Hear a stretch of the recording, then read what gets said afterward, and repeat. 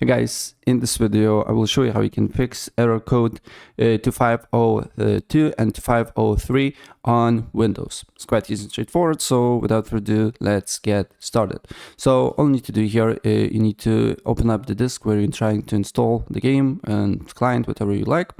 Then you need to go to Windows, then you need to go to temp folder here, then temp folder, right click on it, go to show more options, properties, then security, and then hit edit here.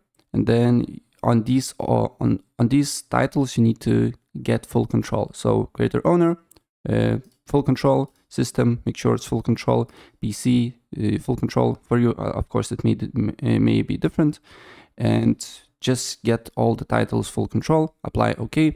And then also you can go to the temp here and then do the same as well here. Show more options, properties, security, edit, and then full control on everything here, right? And after that, apply the changes and your problem should be fixed. So yeah, that's pretty much it.